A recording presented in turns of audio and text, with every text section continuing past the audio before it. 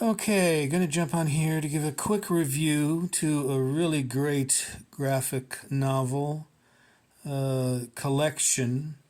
It was originally a three-parter, I believe, called Superman Space Age. It's another story of the Man of Steel, but as every story of the Man of Steel, every graphic novel story of the Man of Steel seems to involve Batman to some degree. That is also the case here. Oh, we've got the camera dipping for some reason. Basically because it wants to defy me, as so much does. Superman Space Age by Mark Russell, Michael Allred, and Laura Allred, who was the colorist. Excellent book. Very clean artwork. Very clean panels. There's not a lot of visual noise. It's actually more, it's slicker. It's more almost like pop art in some ways. The story here is updates the Superman saga somewhat. There's a bit of alliteration for you. Superman is, it basically goes decade by decade through different historical. Let me move that. This is going to be defiant today. It basically moves decade by decade through different historical periods. Watergate being one of them, Vietnam protests, obviously, Kennedy assassination, and basically follows Clark as he goes to Metropolis, becoming his alter ego. This is not going to cooperate with me, is it? Becoming his alter ego of Superman, but also his father, the hologram of his father, Jor-El, the AI hologram in the Fortress of Solitude that helps him along in his development. He marries Lois Lane. They have a child. Basically, it takes... There's Luthor. Luthor's a big part of this. Luthor actually nukes a city and kills 2 billion people, or 2 million people, excuse me, not 2 billion people. He's not that much of a murderer, but Luthor is a crazy guy here, obviously, again. And there's Lois Lane. These characters are drawn representationally to look...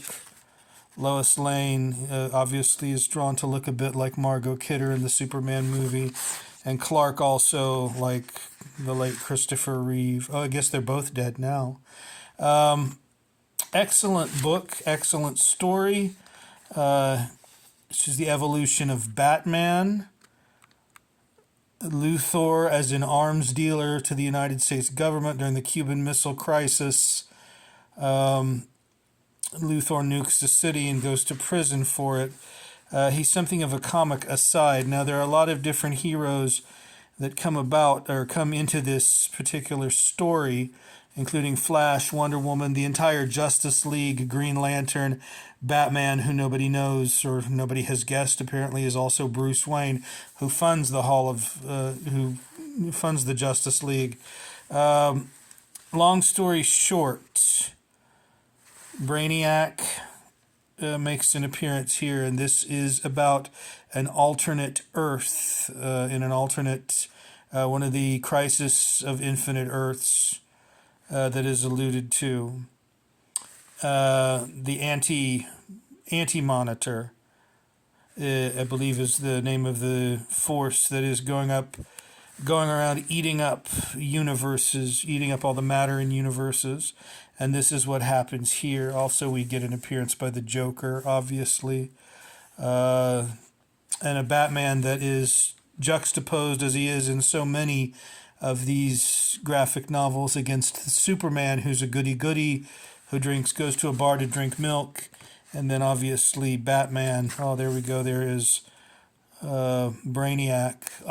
And Batman, who is more anarchic, who is more Darwinistic, cynical, misanthropic, hard-boiled, next to Superman's bourgeois all American as apple pie mentality.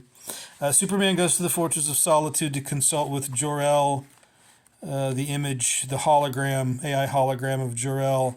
The Anti-Monitor wants to suck up all the matter in the universe, and Brainiac wants all of the minerals or something of Earth. There's one of his robots,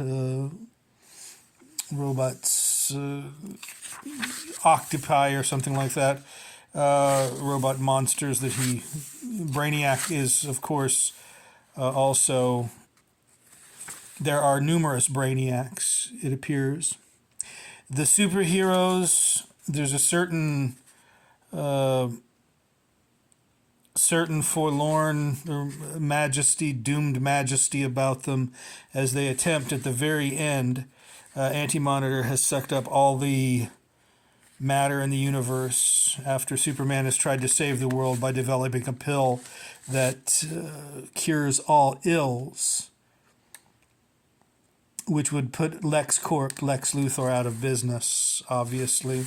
There's many subplots from involving Wayne Enterprises and the clearing out of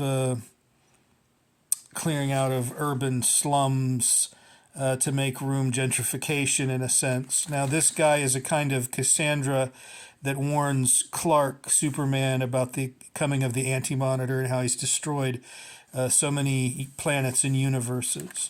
At the very end here, the superheroes make their last stand. It's their Ragnarok. There's Wonder Woman, of course. As everything devolves into chaos, they're trying to save the human race. Now, Superman does manage something akin to that in a very fantastical way. As you can see, the artwork is brilliant. It's colorful, it's bold and beautiful and clear and clean, and not at all confusing to the eye. There's a surprise ending.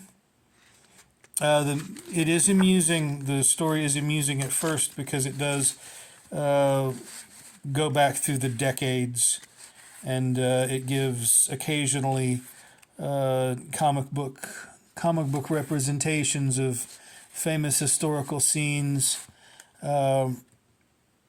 There's going back to World War II. There's, if we could find,